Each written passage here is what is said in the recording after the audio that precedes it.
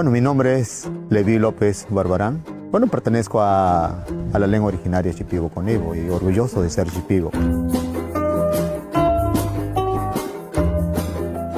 Estuve revisando las evaluaciones que se han hecho para poder fortalecer el hábito lector, como también la comprensión lectora. Como profesor de lengua originaria, estoy aplicando estrategias, como también algunas técnicas. Y veo que ya poco a poco no es un trabajo de noche a la mañana para poder lograr los buenos productos que digamos, ¿no? Con ese tipo de evaluación o con ese tipo de trabajo se va a fortalecer la identidad cultural. Yo creo que eso es importante que tenemos que ir incluyendo en este tipo de proceso de evaluación. Ministerio de Educación. Ponle punche y ganamos todos, Perú. Gobierno del Perú.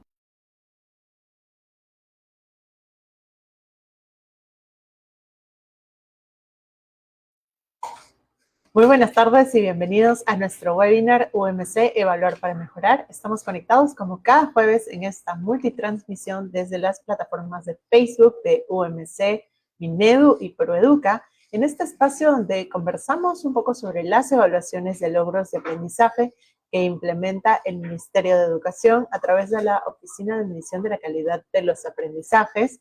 Y a través de este espacio podemos conversar un poco sobre el análisis y las herramientas que surgen a partir de los resultados de las evaluaciones para mejorar precisamente la práctica pedagógica, el desarrollo de los aprendizajes en el aula y poder llevar a la comunidad educativa todas estas evidencias que se obtienen a través de las evaluaciones. Hace algunas semanas hemos venido conversando ya sobre los resultados de diferentes evaluaciones como la ENLA 2023 y también la evaluación PISA 2022.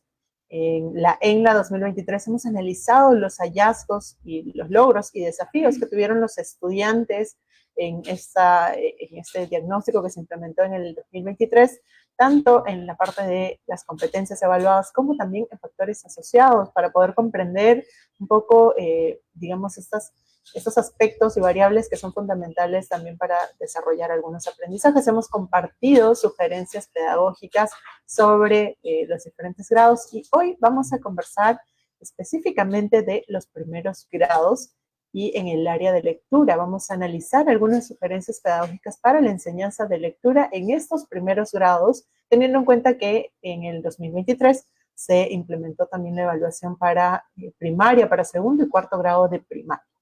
Para poder conversar sobre este tema y conocer estas sugerencias, se encuentra con nosotros Giovanna Talla Soto, quien es especialista de la UMC. Bienvenida, Giovanna.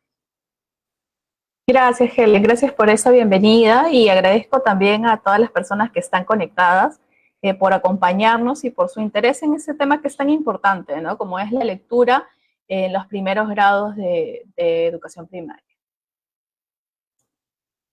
Así es, Giovanna. Y para poder contextualizar un poco, cuéntanos por qué es importante que se enseñe la lectura en estos primeros grados de primaria. Bueno, creo que es innegable y ya todos sabemos que la lectura es uno de los aprendizajes más importantes de la escolaridad, ¿no? Precisamente porque marca un hito en todo este proceso, porque permite la adquisición de nuevos aprendizajes de otras áreas.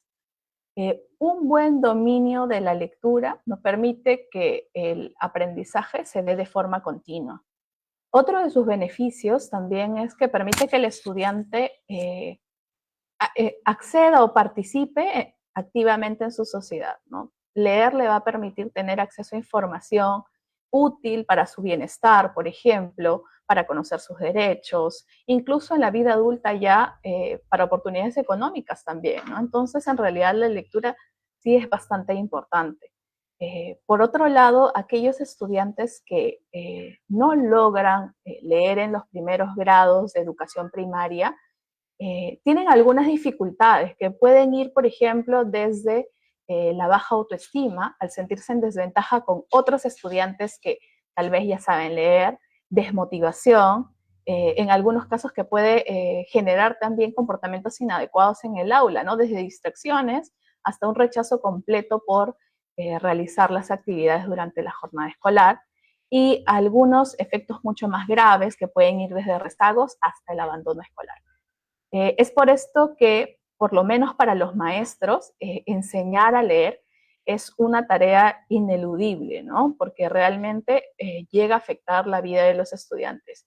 Y sobre todo que es importante a partir de tu pregunta, que aunque los maestros de primaria tienen, digamos, esta tarea de enseñar a leer en los primeros grados de primaria, es importante saber que previamente hay actividades que se realizan con el niño, incluso desde que es bebé, que pueden allanar el camino y que sientan bases para una enseñanza posterior de la lectura, ya de manera formal, ¿no? Y de la lectura convencional. Desde, por ejemplo, el momento en que le cantan canciones al niño, le cuentan historias, por ejemplo, desde UMC tenemos un hallazgo en factores asociados en donde hemos encontrado que aquellos estudiantes cuyos padres reportaron haberle leído historias cuando eran niños, tienen mejor rendimiento en lectura, ¿no? Entonces este aspecto es importante. Ya cuando se da el paso hacia la educación inicial, la educación se vuelve más formal y sistemática con estas bases, ¿no? A través de la enseñanza de canciones, rimas, lectura en voz alta de cuentos, etc. Todas estas bases previas son las que van a dar pie a que luego en los primeros grados ya los maestros de primaria puedan empezar con esta enseñanza de la lectura de forma más convencional. Y justamente para poder ahondar un poco en esta parte que mencionas, que es realmente fundamental que los docentes puedan de alguna manera desarrollar, que se pueda desarrollar digamos, interés por la lectura desde los primeros grados, desde los diferentes espacios. En el caso del aula, específicamente de los docentes, ¿cómo podrían ellos fomentar el interés por la lectura desde una temprana edad? Esto es bien importante porque así como mencioné que hay bases previas, existen estudiantes cuyas familias de repente no pueden todavía brindar este acceso de los estudiantes al mundo escrito. Por lo tanto, una de las primeras tareas de los docentes es brindarle al estudiante material de lectura que permita que el estudiante tenga un acceso al mundo escrito. En muchos casos, muchos estudiantes tendrán acceso al mundo escrito recién en la escuela por primera vez. Por eso es importante que los maestros provean a los estudiantes de material de lectura. Inicialmente es cierto que los niños no necesitan leer, podemos acercarles primero material de lectura como libros y que los estudiantes sean capaces de reconocer el libro como un objeto, ¿no? Dárselos y que interactúen con este objeto, ver la portada, ver la contraportada, abrirlo, ver si tiene ilustraciones, revisar su contenido, etc. Y en una fase posterior, después de que el estudiante ya reconoce el libro como un objeto, podemos acompañarlos a través de la lectura en voz alta. Y también acompañar este proceso con algunas preguntas, ¿no? Cuando nosotros leemos en voz alta, a veces tendemos a terminar de leer y luego le preguntamos al estudiante, ¿qué has entendido de lo que he leído? ¿No? Como si le estuviera haciendo un examen. Es mejor no tener estas prácticas, pero lo que sí podemos hacer es brindar preguntas de tal manera que el niño note que que cuando se hacen preguntas en realidad lo que se quiere es realzar o darle sentido al texto, ¿no? Voy a darte un ejemplo. De repente están leyendo un texto sobre algún animal, ¿no? Entonces, el animal puede ser poco conocido, por ejemplo. Entonces, es importante que para que el niño acceda al texto y lo entienda, de repente tengo que resolver primero algunos temas con respecto al vocabulario. Entonces, abro el libro, empiezo a leer y le señalo una imagen, ¿no? Le señalo la imagen y le digo, a ver, ¿qué es esto? Y el niño de repente no conoce al animal porque es poco conocido. El niño me puede decir, parece un animal, ¿no? Yo luego de su respuesta le puedo hacer una pregunta nueva o también le puedo hacer una precisión. En este caso, como el niño no sabe cuál es ese animal, hago una precisión, ¿no? Ah, mira, este es un delfín, ¿no? Después de ese momento en el que yo hago esta precisión, puedo hacer una nueva pregunta para corroborar que este nuevo aprendizaje llegó al niño, ¿no? Para que la lectura continúe de manera fluida. Le puedo preguntar, por ejemplo, ¿cómo se llamaba este animal? Delfín. O le puedo hacer otra pregunta diferente que es, ¿puedes decir delfín? Para precisamente comprobar que esta nueva ayuda que le he dado al estudiante, el estudiante la ha incorporado. Esta estrategia, por ejemplo, cuando se da el acompañamiento durante la lectura en voz alta, es preferible que no se haga a cada momento o en cada página, por ejemplo, ¿no? Solo en aquellos aspectos relevantes, ¿no? Y donde el niño necesita esta información breve y muy rápida, que le permita acceder al texto sin que tampoco el texto sea interrumpido y que su lectura no se dé, digamos, de manera fluida. Entonces es importante siempre brindar este acompañamiento de forma progresiva, ¿no? Primero como objeto, luego leyendo en voz alta y luego acompañando el proceso a partir de preguntas que ayuden al niño a reconstruir el sentido del texto que se está leyendo. Y yéndonos un poco ya a la evaluación, ¿cómo es que se evalúa la competencia lee diversos textos escritos en su lengua materna? Sabemos que está dentro, forma parte de la ENLA 2023, como de las evaluaciones de logros de aprendizaje. ¿Podrías comentarnos tal vez un poco en qué consiste, cómo es que se implementa esta evaluación? Sí. En nuestro caso, nosotros utilizamos los documentos vigentes, los documentos curriculares vigentes para la elaboración del instrumento, tanto el Currículo Nacional de Educación Básica como el Programa Curricular de Educación Primaria.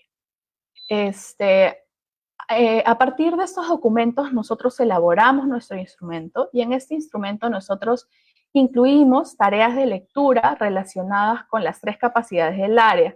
En la pantalla van a poder ver, como para recordar un poco, cuáles son estas 3 capacidades, ¿no? Tenemos tareas relacionadas con la obtención de información en los textos escritos, luego con infiere e interpreta información a partir del texto escrito y con evalúa la forma, el contenido y el contexto del texto escrito, ¿no?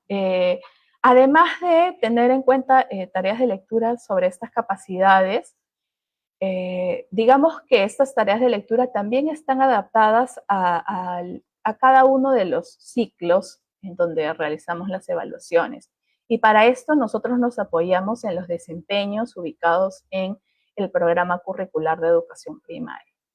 Además, también tomamos en cuenta que en cada una de las descripciones de lo que los estudiantes deben lograr al final de cada ciclo, se indica que los estudiantes leen todo tipo de textos. Entonces, nuestras pruebas o nuestros instrumentos también presentan todo tipo de textos a los que los estudiantes se deben enfrentar.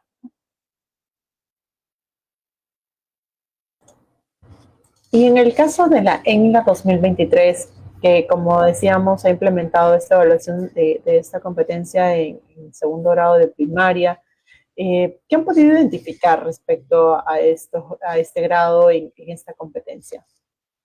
Bueno, seguramente vamos a ver en una imagen lo que nosotros hemos encontrado por lo menos en el 2023, ¿no? Hay más de un 30% de estudiantes que realmente llegan al nivel satisfactorio, pero más allá del rótulo de nivel satisfactorio, ¿qué implica este nivel? ¿Qué es lo que saben los estudiantes cuando logran lo que se espera en esta competencia? Por ejemplo, esos estudiantes identifican información cuando se presenta mucha información en competencia. Estos estudiantes realizan inferencias dentro de un párrafo y realizan inferencias globales, es decir, a partir de todo el texto. Estos estudiantes reflexionan a partir del contenido y son capaces de aplicar lo que han visto, información del texto, en situaciones nuevas, ¿no? Eso es todo lo que logran los estudiantes y es lo que se espera de ellos. Sin embargo, como verán en el cuadro, hay también más de un 50% de estudiantes que se ubican en el nivel en proceso. ¿Qué quiere decir el nivel en proceso? Que a diferencia de lo que hemos descrito en el nivel satisfactorio, los estudiantes del nivel en proceso realizan tareas muy sencillas, muy elementales, básicamente relacionadas con obtención de información, porque identifican información relevante, pero cuando está en alguna posición notoria del texto, en el título, en la primera oración. Y si realizan inferencias que se pueden hacer a partir de 2 ideas contiguas, ¿no? Que están una al lado de la otra.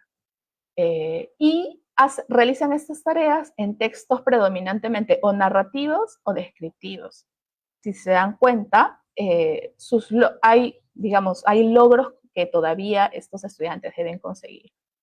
Sin embargo, lo que más nos preocupa, y creo que lo van a ver en la siguiente imagen, es un 6,1% de estudiantes que todavía se encuentran en el nivel en inicio. Estos estudiantes no logran hacer las tareas sencillas que hemos descrito del nivel en proceso. Si no logran realizar estas tareas sencillas en textos breves, narrativos y descriptivos de un párrafo, significa que estos estudiantes podrían tener ciertas dificultades con respecto a su alfabetización inicial. Entonces, a partir de estos resultados, lo que notamos es que el gran reto que tienen los maestros durante este tercer ciclo es que tienen en sus aulas estudiantes que logran aprendizajes, que están en proceso y que realizan tareas sencillas, y estudiantes que tienen dificultades diversas con respecto a la alfabetización inicial, todas en una misma aula, ¿no? Entonces, para cubrir con este reto, una de las principales acciones, las primeras acciones que se deben realizar, es hacer un diagnóstico, porque necesitamos saber qué es lo que saben los estudiantes, ¿no? Esto nos permitirá luego tomar mejores decisiones sobre cómo mejorar la lectura de forma progresiva. Y aquí sí me gustaría hacer una observación, porque a veces lo que queremos es llegar a la meta y le damos a todos los alumnos un texto según lo que se espera, con tareas de lectura muy complejas, pero no estamos ayudando precisamente a generar ese paso a paso que va a ayudar a los estudiantes a su avance de forma progresiva, ¿no? Un estudiante desde sus diferentes situaciones iniciales también requiere de diferentes decisiones dentro de la práctica pedagógica para que puedan, digamos, ascender en esta escalera hacia el logro de lo que se espera de ellos en cuanto a la lectura, ¿no? Y cuando los estudiantes ya comienzan a leer, digamos, a desarrollar esta habilidad, este interés por la lectura, ¿qué tipos o características deberían tener los textos a los cuales se exponen los estudiantes de segundo grado de primaria? Posiblemente aquí van a ver otra imagen. Lo primero que debemos tomar en cuenta es que los niños deben leer todo tipo de textos, ¿no? Entonces, debemos leer textos narrativos, descriptivos, instructivos, expositivos y argumentativos, según el nivel de dificultad que requiera el grado o el ciclo. Si estamos preparando a los estudiantes según lo esperado, y lo esperado dice leer diversos tipos de texto, debemos trabajar esos tipos de texto en el aula de forma diferente, ¿no? Si tengo que trabajar textos descriptivos, de repente no solo es de un animal y una planta, puedo describir objetos, lugares, etc. Puedo trabajar un manual, puedo trabajar un recetario. Si de repente en argumentativo hay algún tipo de texto que me parece complejo, tal vez podría elegir un afiche, que es un texto que se adapte mejor tal vez al grado. Además, estos tipos de texto deben tener características muy específicas centradas en el grado. Una de ellas, por ejemplo, es que estos textos deben tener una estructura simple.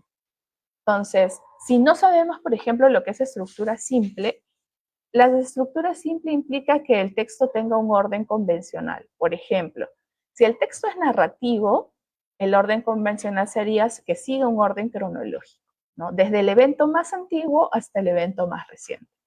Si es una descripción, sigue un orden también, un orden común, ¿no? Desde lo general a lo particular, una descripción de afuera hacia adentro, etc. Si fuera un texto argumentativo, probablemente presente inicialmente una opinión y luego una justificación muy breve y sencilla, ¿no? Entonces, con respecto a estructura simple, nos damos cuenta que representa un orden convencional. En el caso de los temas, por ejemplo, debemos tratar de que los temas de los textos del tercer ciclo sean temas de interés del niño y también sean temas inicialmente familiares, ¿no? Y con familiares nos referimos a que pueden ser situaciones o eventos que el niño haya vivido, que conozca, que algún amigo conozca, que le haya sucedido a la familia, o un evento tal vez que ocurra en la comunidad, ¿no? Temas concretos.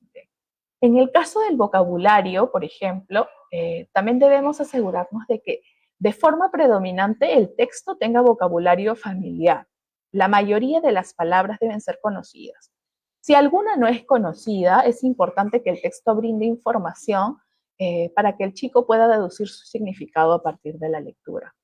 Y un aspecto importante que a veces se descuida en los primeros grados es que los textos deben tener ilustraciones, ilustraciones que representen alguna sección, algún evento importante del texto, ¿no? Las ilustraciones precisamente ayudan al estudiante a representarse una parte del texto. Y en algunos casos, cuando los estudiantes están aprendiendo a leer, las ilustraciones brindan una ayuda importante para que el estudiante pueda ubicarse en el contexto del texto también, ¿no? Todas estas características, digamos, son propias de los textos de segundo grado de primaria. Si, por ejemplo, a partir de esta presentación, tiene algún docente de repente que está conectado, dice, bueno, yo he trabajado hasta el momento solo textos narrativos y estamos en julio y estamos en segundo grado de primaria. Tal vez sea un poco más complejo para los estudiantes enfrentarse a un nuevo tipo de texto o de repente a temas distintos, pero la manera en la que debemos hacerlo es que debemos primero tomar en cuenta y saber que si el estudiante no tiene suficiente conocimiento previo para acceder al texto, no es que se los vamos a dar con las preguntas y que el estudiante se enfrente solo al texto. Debemos acompañar este proceso, ¿no? Por ejemplo, cuando brindamos experiencia previa sobre vocabulario, ¿no? O sobre el tipo de texto. Imagínense que quieren presentar a sus estudiantes una breve explicación de huellas dactilares, pero les parece que dactilares es una palabra muy compleja. Puso alguna situación de repente de la escuela o algún recuerdo que tenga el estudiante. ¿Te acuerdas, por ejemplo, cuando elegimos al alcalde de la escuela o al delegado, ¿no? Usan un huellero, le explican qué es una huella dactilar, la analizan. Y cuando le dan el texto, pueden recordar esa situación como conocimiento previo.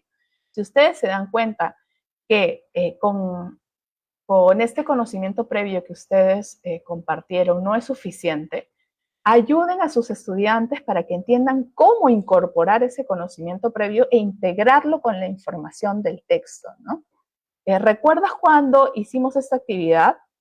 ¿Cómo hiciste esta huella? Con el dedo, ¿no? Y le voy haciendo preguntas para que lo recuerde y lo incorpore y lo integre al texto. Y así el estudiante puede, de manera mucho más sencilla de repente y fluida, reconstruir el sentido del texto, ¿no? Y así es acompañado también por su maestro.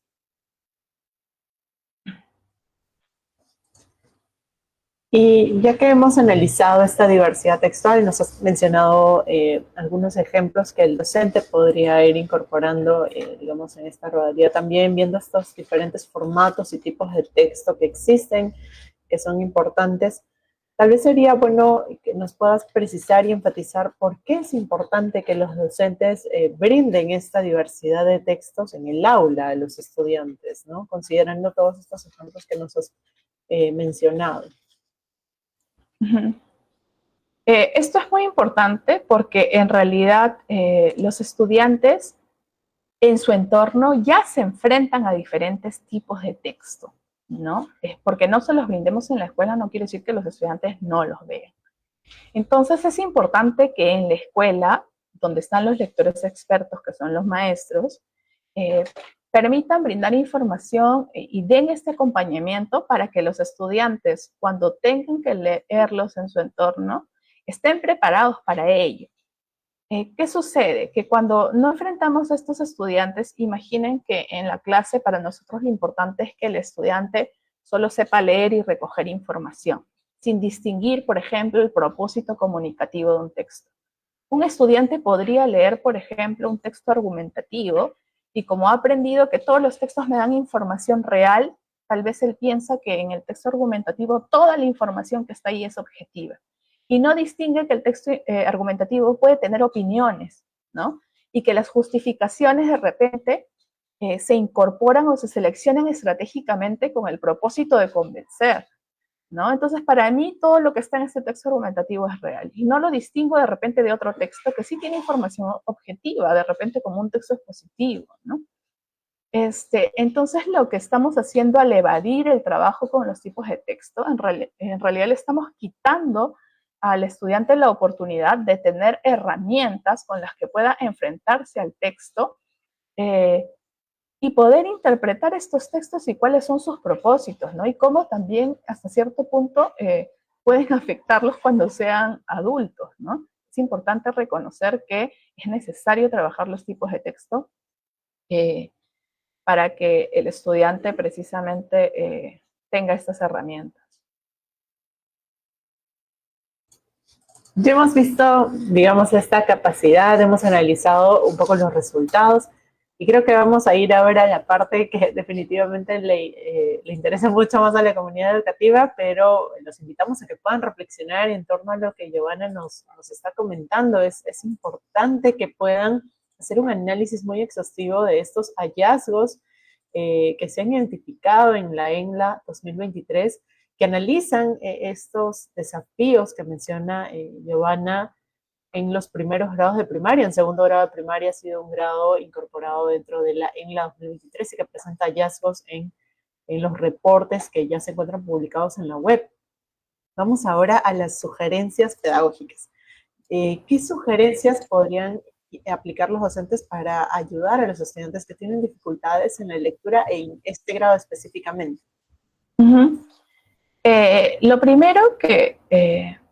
Lo primero que se debe hacer, digamos, cuando un estudiante tiene dificultades y de repente tampoco ha tenido algunas bases previas, es algo que muchos docentes conocen, que es tener un aula letrada, ¿no? Es importante que el aula sea un espacio donde tenemos variedad de textos. Sin embargo, los textos no deben ser tomados en cuenta como si fueran una decoración, ¿no? El aula letrada ayuda luego en la enseñanza de la lectura porque hay una persona que interactúa con estos textos, que los necesita y le muestra al estudiante que leer y este texto es necesario en su vida diaria. ¿Qué textos, por ejemplo, solemos tener en el aula y que usamos continuamente? Uno de ellos, por ejemplo, es la lista de asistencia. Es un texto donde están los nombres de todos los estudiantes. Si yo leo la lista de asistencia en voz alta, el estudiante va a ver que el docente usa este texto y lo necesita y tiene un propósito, y la razón por la que lo lee diariamente en voz alta es para conocer quién ha asistido o quién no ha asistido al aula. Posteriormente incorpora al estudiante a estas prácticas y tal vez sea el estudiante el que asume esta tarea de repente día a día, ¿no? Y mientras va aprendiendo, va leyendo también su nombre, ubicando su nombre primero, luego puede leer los nombres de sus compañeros, ¿no? Otro texto que solemos tener en el aula y que puede ser base para generar conversaciones a partir de cómo se da el mundo escrito, es el horario escolar. Seguro lo van a ver en la imagen y nosotros lo hemos presentado también en el informe de este año. Si yo tengo un horario en mi aula, entonces no solamente lo leo en voz alta, puedo señalar cada uno de los días y leerlo en voz alta, ¿no? Lunes, martes, miércoles, jueves, viernes, indicar qué cursos se está trabajando cada uno de los días. Luego puedo hacer preguntas a los estudiantes, ¿no? Por ejemplo, ¿qué vamos a trabajar el día miércoles? A los niños que busquen, ¿no? Que busquen el área. ¿Dónde dirá, por ejemplo, matemática? Y le hago preguntas al niño sobre lo que sabe acerca de la lectura, ¿no? Entonces el niño de repente me va a decir, yo creo que matemática dice aquí. Y siempre no debemos hacer estas preguntas únicamente porque los estudiantes van a pensar que leer es adivinar y no es adivinar. Debemos completar esta serie de preguntas con otras que nos permitan conocer las hipótesis que tienen los niños sobre la lectura, ¿no? Tú dijiste que matemática, decía matemática aquí. ¿Por qué crees que aquí dice matemática? Y ahí voy a conocer qué cosas sabe el niño. De repente, yo sé que aquí dice matemática porque empieza igual que mamá, ¿no? Entonces ya conozco que el niño ha realizado ciertas asociaciones a partir de los sonidos. Eso es, digamos, una de las primeras estrategias que se deben utilizar en los primeros grados de primaria. La interacción con aquellos textos que están en el aula y que se deben dar de manera natural porque son forman parte de las prácticas sociales y de las prácticas del día a día durante la jornada, ¿no? Además de, por ejemplo, estos textos, si tengo una biblioteca de aula, le puedo decir al estudiante que seleccione su libro favorito o que lea los títulos de algunos cuentos, ¿no? Precisamente porque estoy utilizando estos textos que están en el aula. Otra forma o otra estrategia que creo que se puede recuperar es que cuando los estudiantes llegan y precisamente tienen estos diversos puntos de partida, yo debo tratar de recuperar lo que los niños saben. ¿Y qué cosa saben todos los niños? ¿Qué capacidad ya, competencia ya han desarrollado en mayor medida? Y es la oralidad, ¿no? Entonces, si todos los estudiantes están preparados un poco para esta competencia, entonces yo tomaré eso como base. Además, esto me ayuda a hacer una adecuada transición entre inicial y primaria, ¿no? A veces se piensa que en primaria ya deben sentarse, leer y llenar una ficha. Haciendo una correcta transición, puedo recuperar algunas actividades que se hacen en primaria. Por ejemplo, los niños cantan una canción, ya saben canción. Recordemos, por ejemplo, esta canción de Los Pollitos Dice. Cantamos inicialmente, ¿no? Los niños se saben de memoria la canción. En una segunda instancia, en un segundo paso, puedo pegar un papelógrafo o escribir en la pizarra y puedo poner la letra de la canción. Y luego, con una regla, puedo ir señalando mientras voy cantando cada una de las palabras que conforman la canción, ¿no? Y el niño va a ir notando que cuando señalo cada palabra, precisamente hay una palabra que se relaciona con el sonido, ¿no? Con lo que yo estoy diciendo. En un tercer punto, puedo hacerles preguntas que motiven la reflexión sobre esta canción, ¿no? Y sobre las palabras también. Por ejemplo, puedo preguntarles, ¿dónde dice pío? El niño me puede decir, bueno, yo creo que aquí dice pío porque como lo dicen 3 veces, esta palabra se repite 3 veces, por ejemplo. Otro, puedo hacer preguntas para generar asociaciones, ¿no? A ver, ¿dónde dice pío y con qué sonido termina, por ejemplo? O con qué sonido inicia. Para que los niños identifiquen estos sonidos es importante que cuando yo diga la palabra alargue el sonido de cada una de las letras, ¿no? Estudiantes, ¿dónde dice pío? ¿Con qué sonido termina? Entonces los niños me dicen, aquí dice pío porque termina en o, ¿no? Y alargo ese sonido. ¿En qué otra, digamos, en el texto, qué otra palabra termina con igual que pío? Y vuelvo a hacer el sonido y alargarlo para que los niños reconozcan que cada uno de los sonidos que componen la palabra también tienen una representación gráfica que son las letras. Y esto les permite también tener asociaciones y entender cómo funciona el sistema escrito, ¿no? Que el sistema escrito precisamente es la representación de estos sonidos. Después, debo tomar en cuenta también que yo puedo unir todo este trabajo con la comprensión. Por ejemplo, cuando ya el estudiante haya hecho todas estas asociaciones, puedo hacer preguntas sobre comprensión oral. Imagínense que todavía tengo el texto pegado en la pizarra. Le puedo hacer una pregunta sobre identificar información, ¿no? Por ejemplo, ¿cuándo cantan los pollitos, no? O ¿cuándo dicen pío, pío, pío? Ah, cuando tienen hambre, cuando tienen frío. Vamos a revisar el texto y usted les indica cómo va buscando esta información para completar esta tarea de comprensión. ¿Puedo hacer preguntas de inferencia? También puedo hacer preguntas de inferencia, por ejemplo, ¿no? A partir de esta comprensión oral. De repente le puedo preguntar al estudiante, según el texto o en una palabra, por ejemplo, ¿cómo es la gallina? Y de repente los estudiantes van a buscar la información y van a decir, pero acá no dice cómo es la gallina, ¿no? De eso se trata la inferencia, ¿no? De, a partir de información explícita que sí está en el texto, poder obtener esta información que está implícita. Entonces yo, por ejemplo, puedo guiar a mis estudiantes y decirles, bueno, el texto no dice cómo es la gallina, pero ¿qué cosa sí nos dice? Vamos a recuperar pistas del texto. Entonces usted le está diciendo explícitamente qué es lo que debe hacer. Paso 1, recuperar las pistas del texto. ¿Cuáles son esas pistas? ¿Qué cosas sí nos dice el texto sobre la gallina? Que de repente le da comida a los pollitos, que les presta abrigo a los pollitos. Ya, con estas dos pistas, que le da comida y que los abriga, ¿qué podemos decir sobre la gallina? Que es protectora, que es cuidadora, ¿no? ¿Cómo hemos logrado hacer esa inferencia? A partir de ideas que sí nos dice el texto.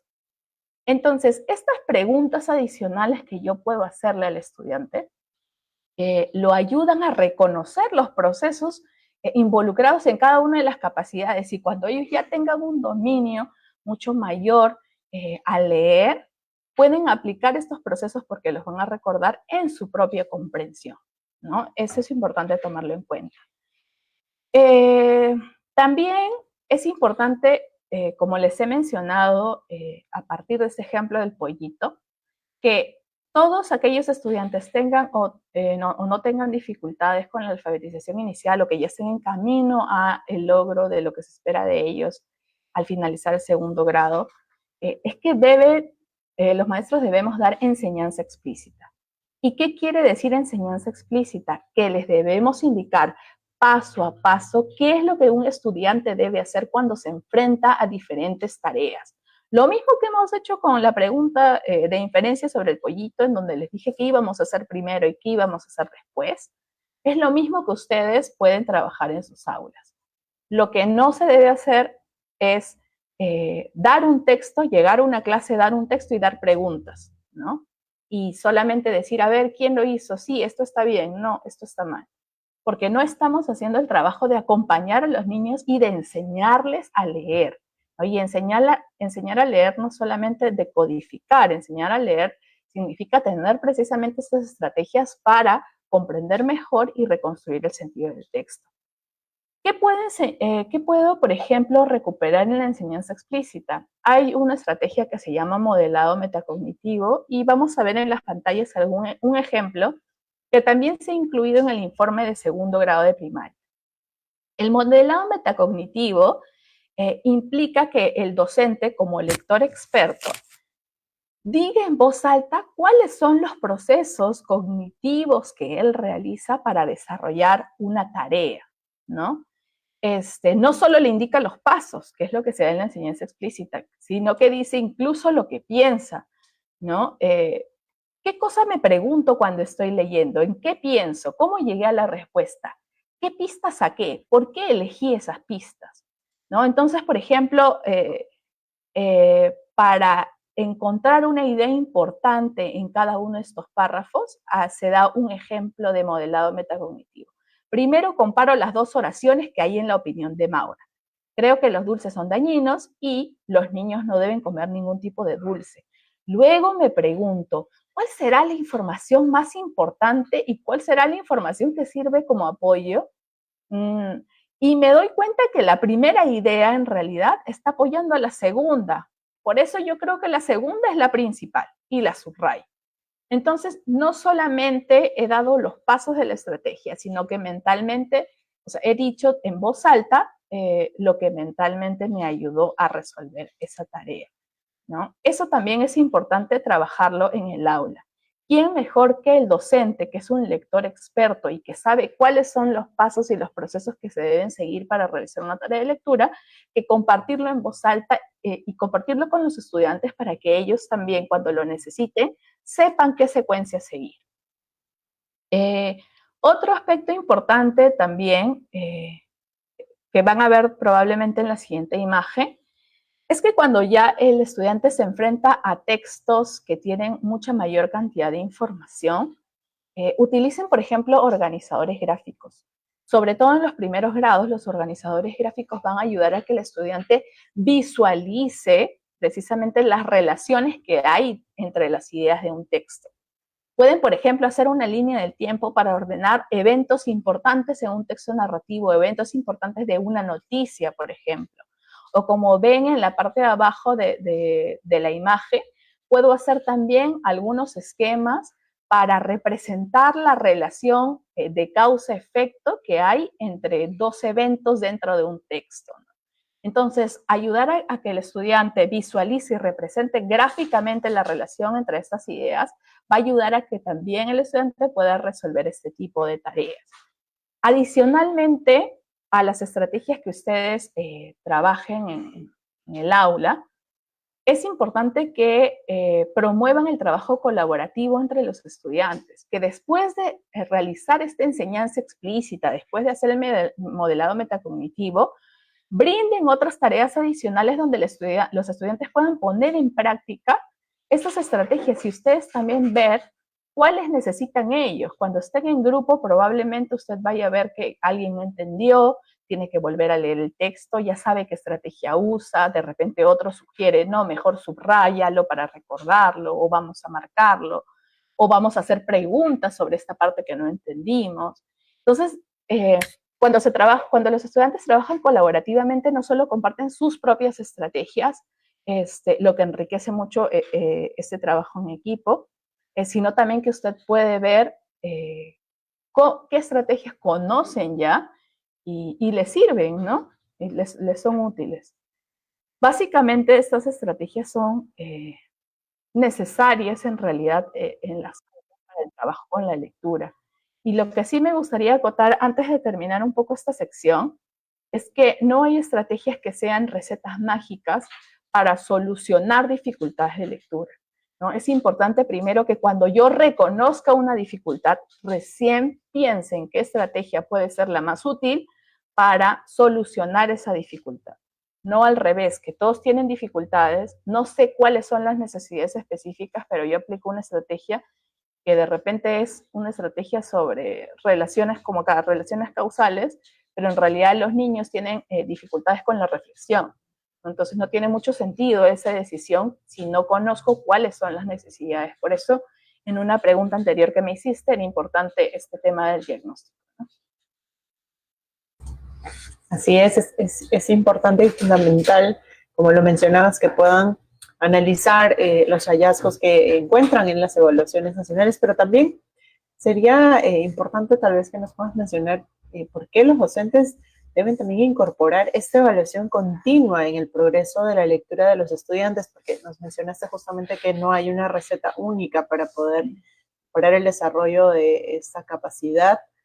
Y sobre todo de fomentar que los estudiantes desarrollen esta habilidad, este interés por la lectura. Entonces, ¿por qué es importante que el docente evalúe continuamente cómo están yendo los estudiantes, cuáles son los logros, desafíos que presentan en la lectura? Lo de la evaluación es importante porque algunos consideran que la evaluación se da al finalizar el proceso, pero debemos plantear también actividades en donde podamos evaluar, realizar una evaluación formativa. Como veíamos en una de las preguntas iniciales, los docentes de los primeros ciclos recibimos estudiantes que tienen diferentes puntos de partida. Después del diagnóstico y después de aplicar nuestras estrategias, es importante que nosotros continuemos evaluando, no solo para ver cuál es el progreso que tiene el estudiante en cuanto al nivel de desarrollo de su competencia, sino también que hacer una evaluación formativa nos va a ayudar como docentes a saber si la estrategia que aplicamos funciona, ¿no? Realmente tiene el efecto que queremos en este desarrollo de la competencia. Entonces, tiene una doble función tanto para el estudiante como para los docentes, ¿no? Y aquí sí quería de repente aclarar un aspecto importante.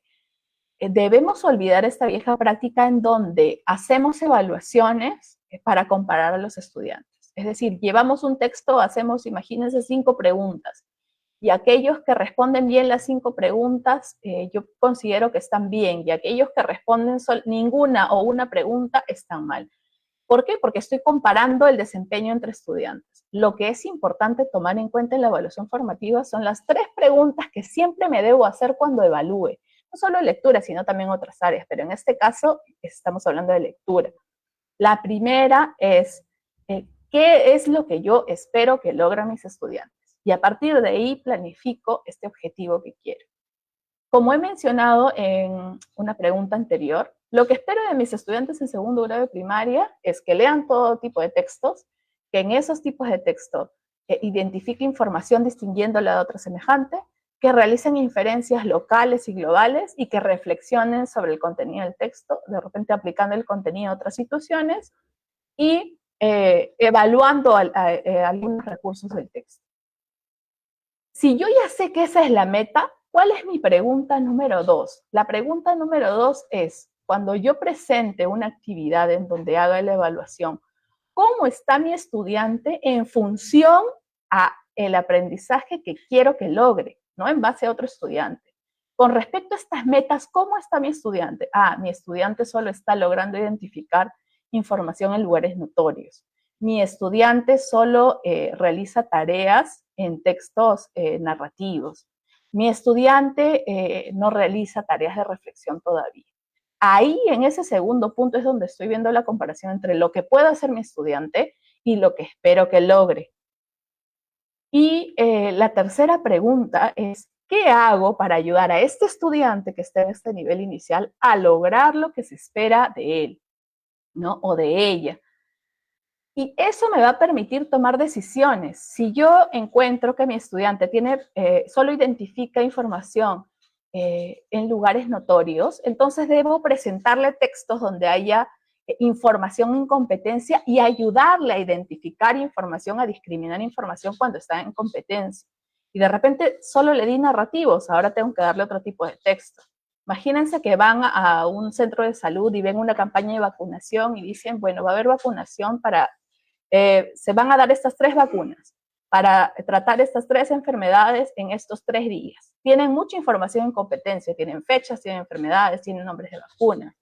Voy a darle enseñanza explícita para que ellos discriminen esta información e identifiquen información. ¿Qué he hecho? He tomado una decisión sobre el material de lectura y sobre las tareas que voy a trabajar y sobre la estrategia que voy a dar en base a lo que encontré de mi estudiante con respecto a la meta y lo que se espera de este estudiante, ¿no? Entonces, eso es lo importante en la evaluación. Qué importante lo que has mencionado, Giovanna, porque también sirve para que el docente pueda utilizar esas 3 preguntas que has planteado en la evaluación, digamos, formativa, en la evaluación diaria, que debe incorporar en el desarrollo de las sesiones pedagógicas y contrastar también con los hallazgos y resultados que se encuentran con la evaluación nacional, que es un diagnóstico, digamos, de logros de aprendizaje que se hace cada año, que bueno, se entrega en diferentes grados en los años, de acuerdo a los grados que se evalúan en cada año. Para finalizar este bloque, ¿qué estrategias podrían utilizarse para motivar a los estudiantes a leer de manera autónoma en estos primeros grados? Yo creo que lo principal para brindar autonomía a los estudiantes sobre su lectura es, la primera, es que cuando les brindamos material de lectura, tengamos espacios en donde los estudiantes puedan tomar decisiones sobre ese material de lectura. De lo que le brindemos, que ellos puedan escoger, por ejemplo, qué leer primero, en qué orden, cómo, por ejemplo, puedo realizar mis tareas de lectura según el propósito que haya planteado el maestro. Y un segundo punto que es bastante importante es que la lectura no es solamente, como ya he mencionado varias veces y lo quiero recalcar porque es importante, no es solo dar un texto con preguntas. El texto debe estar dentro de una situación comunicativa significativa, tratar de que sea real, demandante para el estudiante. Esto es importante porque va a ayudar a que el estudiante tenga una meta de lectura y tenga un propósito, ¿no? Y este propósito es real, ¿no? No es solo responder las preguntas porque el profesor me va a poner mala nota, sino realmente voy a usar el texto porque necesito solucionar un problema. Por ejemplo, en los primeros grados se suele realizar esta experiencia en donde los niños siembran un frijol, ¿no? Con el algodón, etcétera. Podemos hacer un texto instructivo, ¿no? Que tenga todas las características del texto instructivo con sus imágenes y darle al estudiante el texto instructivo. El niño va a tener un propósito, el niño tiene que realizar la experiencia. Entonces voy a leer cada uno de los pasos para poder realizar mi experiencia adecuadamente. Tal vez si una parte me salió mal, tengo que releer esa sección porque probablemente haya alguna indicación, hay alguna idea que no he leído adecuadamente.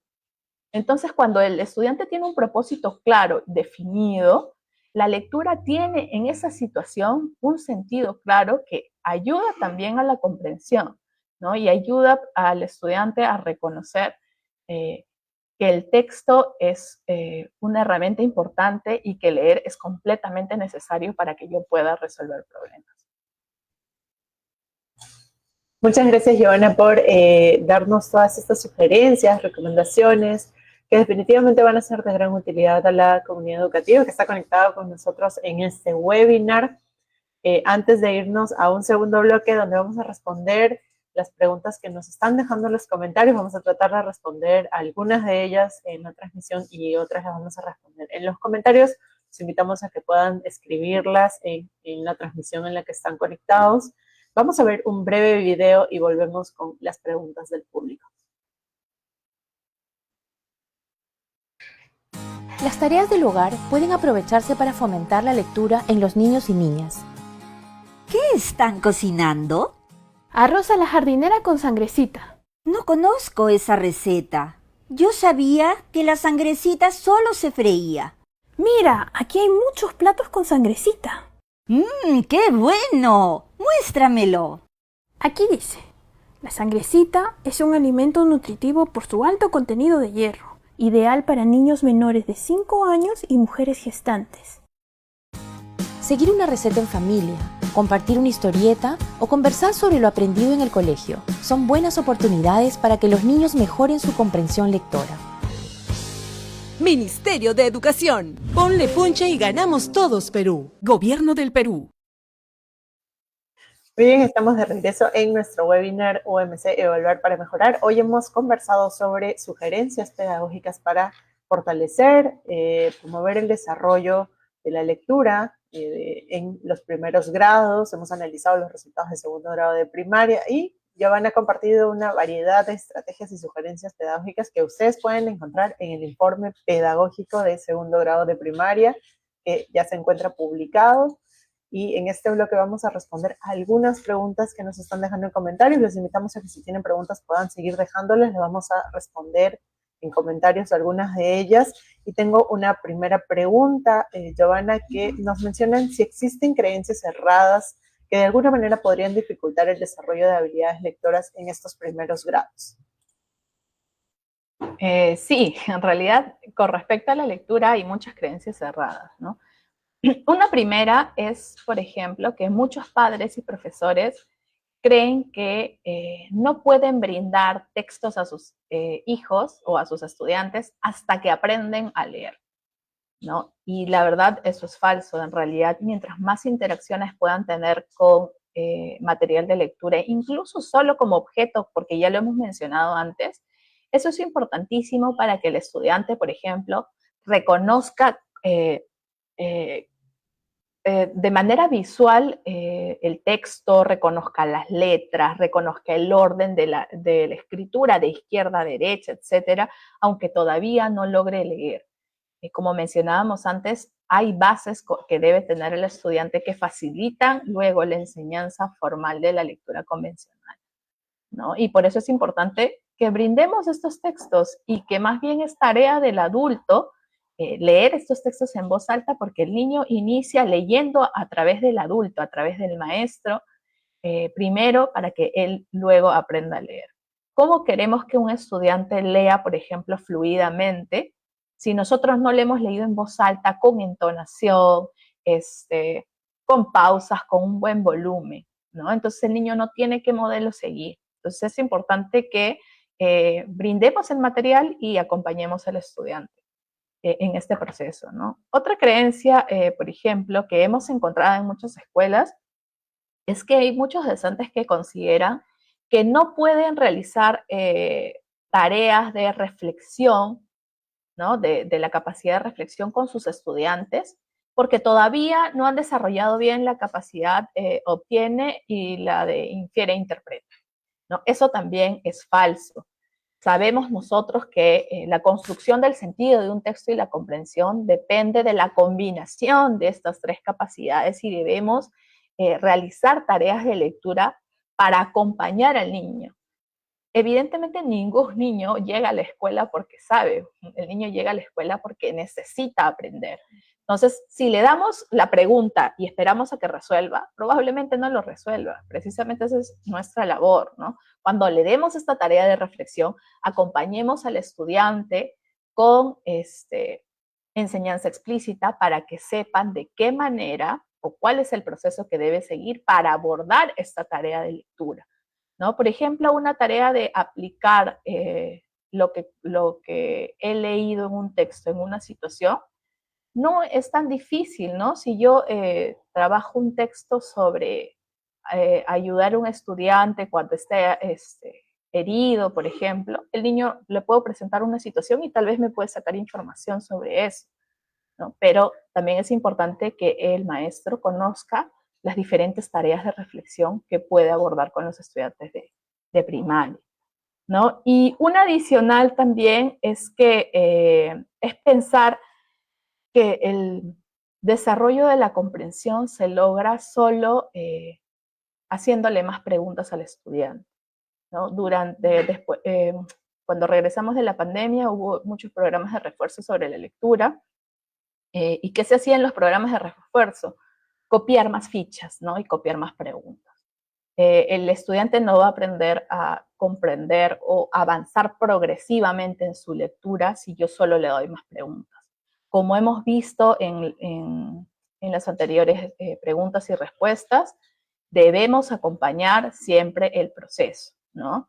Y debemos acompañar el proceso atendiendo a la necesidad que tenga cada estudiante, ¿no? Creo que esas son las principales y que se pueden tomar en cuenta en la escuela.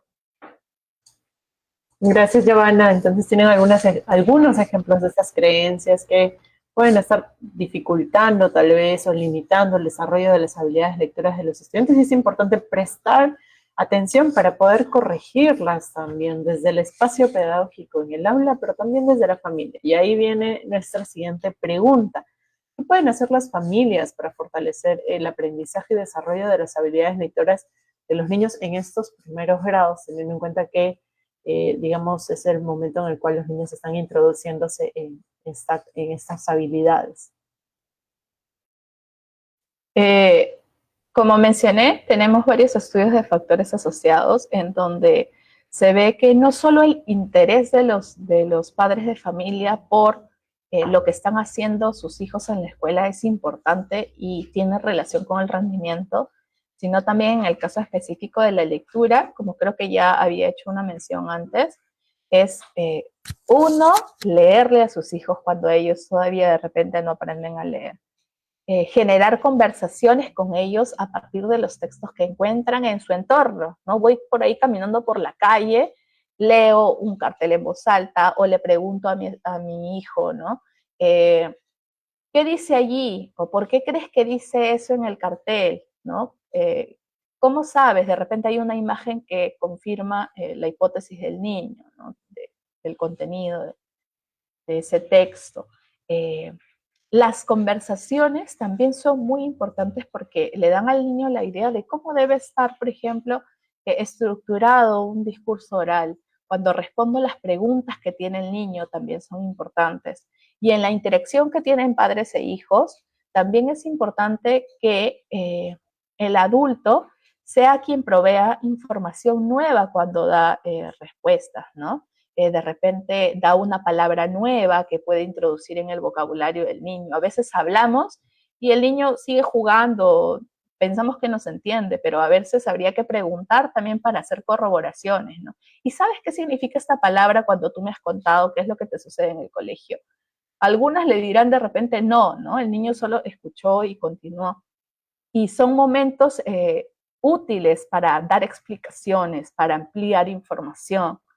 Y los padres también es importante que tengan esto en cuenta porque, como mencionaba, hay bases que necesita la lectura para que se dé, para que allanen el camino en la enseñanza formal, ¿no? Muy bien, muchas gracias, Giovanna, por acompañarnos en este webinar de hoy. Tal vez quieras dar alguna recomendación final para poder cerrar nuestro webinar, que ha tenido una variedad de sugerencias y estrategias tanto para el docente como para las familias.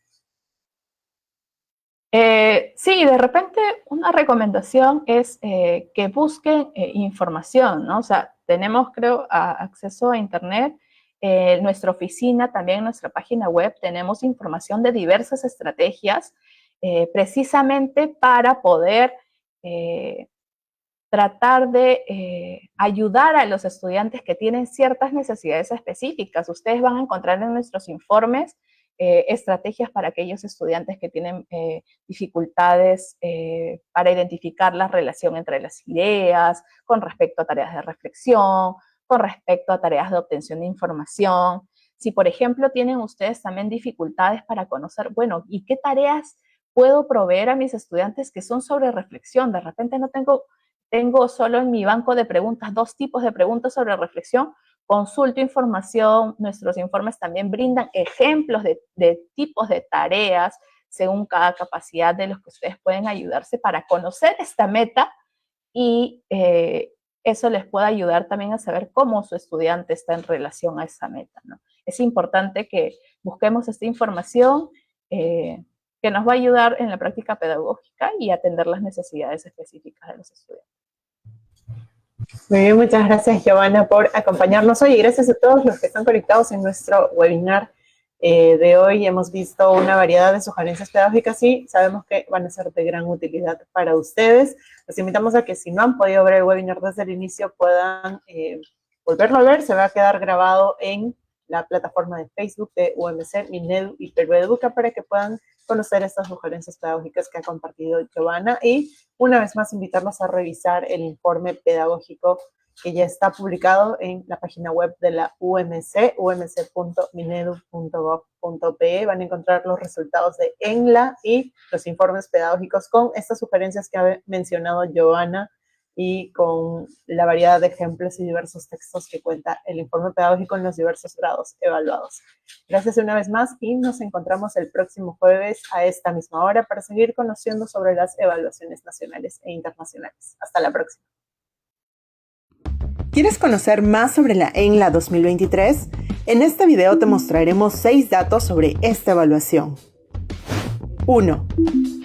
La ENLA 2023 fue aplicada a más de 12.000 instituciones educativas, públicas y privadas de todo el país y evaluó a más de 260.000 estudiantes de segundo y cuarto grado de primaria en las áreas de lectura y matemática y de segundo grado de secundaria en las áreas de lectura, matemática y ciencias sociales. 2.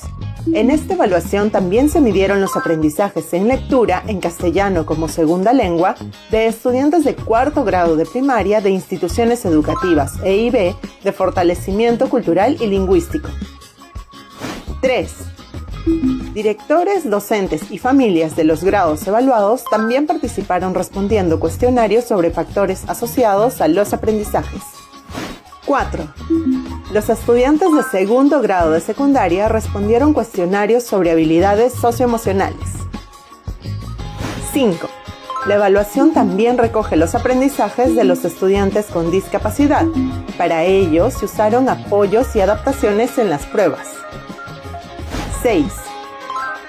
Los resultados de la ENLA 2023 nos brindan evidencias para realizar acciones y tomar decisiones por la mejora de los aprendizajes. Para conocer los resultados de la ENLA 2023, accede a umc.minedu.gov.pe/resultados ENLA 2023. Ministerio de Educación. Ponle punche y ganamos todos, Perú. Gobierno del Perú.